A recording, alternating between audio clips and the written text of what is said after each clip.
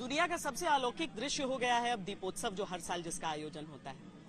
वैसे तो जब भी दिनेश जी यानी कि निरहुआ को मैं इंट्रोड्यूस करती हूँ तो उनकी फिल्म के डायलॉग से करती हूँ, लेकिन आज मैं नहीं करूंगी क्योंकि आपके बारे में बात ही नहीं हो रही है। बात तो हम राम जी की कर रहे हैं, बात हम दीपोत्सव की कर रहे हैं। आप ये देख रहे हैं राम की पैड़ी से जो शुरू हुआ है और दीप की कतारें यहाँ पर बिल्कुल भी गैप नहीं है, यहाँ तक अभी लगा दिया गया है। ये अद्भुत व्यवस्था है जो चल रही है। ये बहुत जरूरी भी था। मुझे लगता है कि जिस तरह से ये अयोध्या धाम को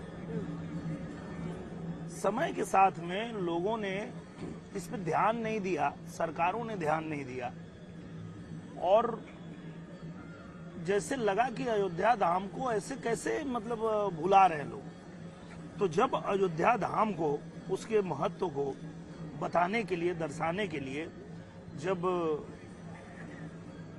अब की सरकार ने ध्यान दिया कि नहीं, ये अगर हमारा जो अस्तित्व है उसको ही हम अगर नहीं बताएंगे, नहीं दिखाएंगे, तो फिर दुनिया हमें समझेगी क्या कि हमारा इतिहास क्या है, हम कौन है, हम किसकी संतान है।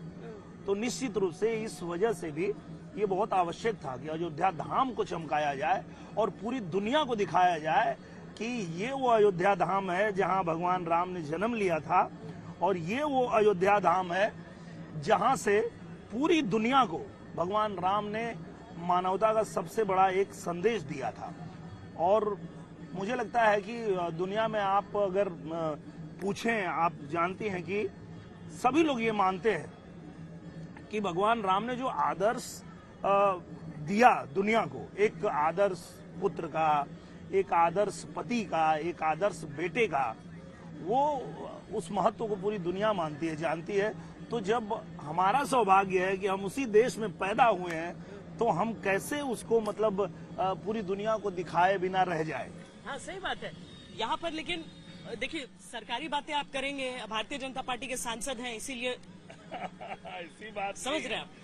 तो यहाँ पर मतलब लोग भी सोचते हैं, जो अयोध्या वासी देखिए आपको देखने के लिए यहाँ पर आ गए हैं, सब यहाँ पर सारे के सारे अपने सुपरस्टार को सुनने आए हैं। पर अयोध्या का सुपरस्टार कहते हैं कि राम का नाम लो, अयोध्या वासी वहां पर निकल ही आते हैं, निकल ही आते हैं। और मैं आपको एक राज की बात बताता हूँ कि मेरे पिताजी भी मुझे राम दिनेश कहते थे। क्या बात कर रहे हैं? जी, अच्छा? मेरा नाम दिनेश है, पर पिताजी मुझे राम दिनेश कहते थे। तो राम के नाम से तो जो हम हिंदू धर्म के लोगों का, सनातन धर्म के लोगों का जो एक आस्था है, जो एक विश्वास है, वो तो इस कदर है कि लोग अपने बच्चे के नाम के आगे भी राम जोड़ देते हैं ताकि उसी बहाने राम का नाम ले लें। हाँ, देखिए गीत आपके लिए होते हैं अलग किस्म के, जी, आपके डायलॉग भी अलग होते हैं, जी। लेकिन यहाँ पर राम जी की भूमि पर आकर, जन्मभूमि पर आकर कुछ मन में कुछ राम जी के।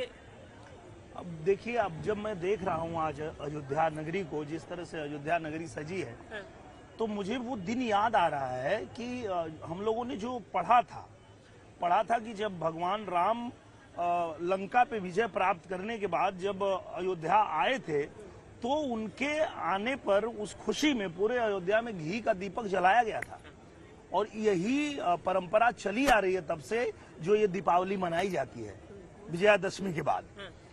तो जब वो गीत हम लोग सुनते हैं कि सजा दो घर को दुल्हन सा, मेरे घर राम आए हैं, लगे कुटिया भी दुल्हन सी, मेरे प्रभु राम आए हैं। तो ये गीत तो भगवान राम के यहाँ आने के लिए बनाया गया था। अभी कुछ दिन पहले मैं आया था यहाँ, अयोध्या में शूटिंग कर रहा था माई फिल्म की। अच्छा। तो मेरे मन में आया कि ये जो राम मंदिर का निर्माण हो रहा है, ये सारी चीजें हो रही है, इसके बारे में बात हो रही है, ये क्यों हो रहा है, इसका क्या महत्व है। तो मेरे मन में जो है वो मैंने लिखा। अच्छा।